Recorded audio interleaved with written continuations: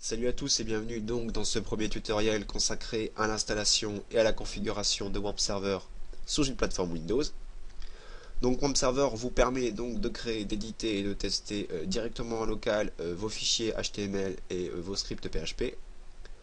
Il regroupe donc un serveur de documents Apache, un serveur de base de données MySQL et un interpréteur PHP qui permettra donc d'interpréter vos scripts PHP. Bien évidemment, il existe d'autres solutions pour remplacer WAMP Server. Donc, vous avez par exemple EasyPHP, disponible sur easyphp.org, et XAMPP. Donc, c'est les trois, on va dire, que je connais et qui sont les plus connus. Moi, j'ai choisi ici de vous détailler plus avec l'utilisation de WAMP Server car c'est celui que j'utilise.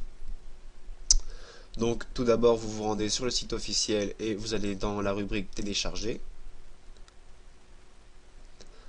Et vous descendez et vous avez la possibilité de télécharger soit une version 32 bits, soit une version 64 bits.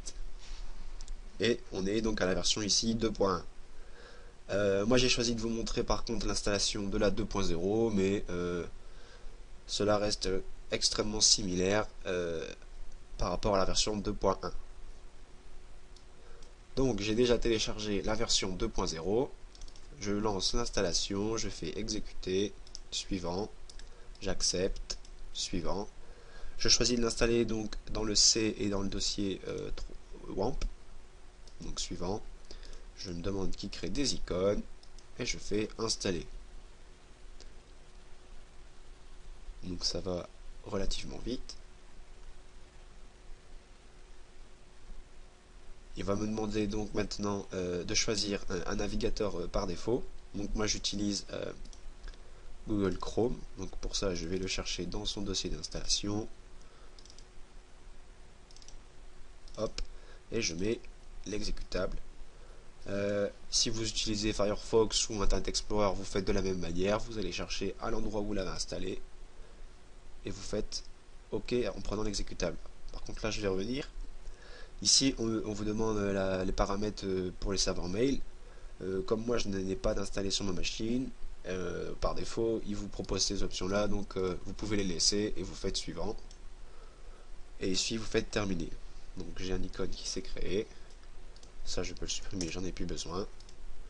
Et chose que vous ne voyez pas vu que j'enregistre une partie de mon écran, j'ai cette icône là qui s'est créée. Hop, celle-ci au niveau de l'heure. Et lorsque vous faites un clic gauche dessus, vous avez ce panneau qui apparaît.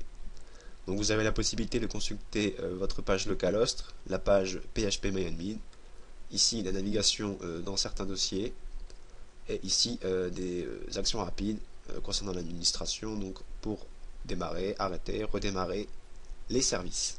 Et ici pour mettre en ligne ou hors ligne votre serveur. Première chose à laquelle on va se concentrer, vos documents. Où sont-ils stockés et où pouvez-vous les consulter grâce à votre navigateur web. Alors pour qu'on les consulte, il vous suffit d'aller sur http://localhost. Voilà. Vous arrivez donc sur la page ici avec le logo de WAMP Server et des informations sur la configuration du serveur, certains outils et vos projets. Donc ici on voit que je n'ai aucun projet de créer.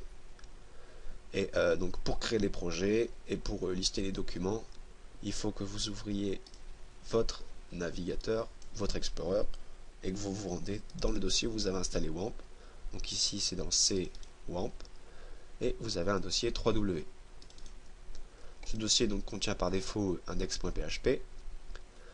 Nous, ce que nous allons faire, c'est créer un dossier que je vais appeler tuto, et dans lequel je vais y ajouter un document texte que je vais appeler test. Voilà. Ceci donc se trouve dans le dossier 3W. Alors, si je retourne ici sur ma page localhost et que je rafraîchis, j'ai bien mon dossier tuto. Et si je clique dessus pour l'ouvrir, il me liste bien mon dossier test.txt. Alors voilà. Donc,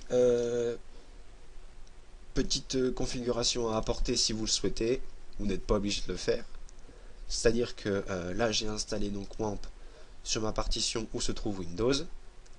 Par contre, ce que j'aimerais bien, c'est que les données que je viens ici stocker dans le dossier 3W, elles soient dans une autre partition. Comme ça, moi, je détache mes données de mon système d'exploitation. Alors, pour ce faire, donc moi j'ai ici une partition supplémentaire que j'ai appelée D, dans laquelle j'ai créé un dossier 3W qui contient mes projets en cours et les travaux sur mes différents sites internet. Alors, moi ce que je veux donc, c'est que lorsque je me rends sur localhost, il me liste l'ensemble ici des dossiers dans lesquels je travaille.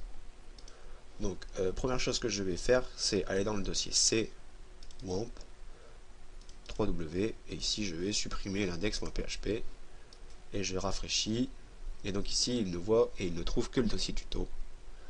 Voilà, alors moi ce que je souhaiterais maintenant, c'est que ici il liste l'ensemble des dossiers qui se trouvent dans la partition D et dans le dossier 3W. L'ensemble de ces dossiers suivants.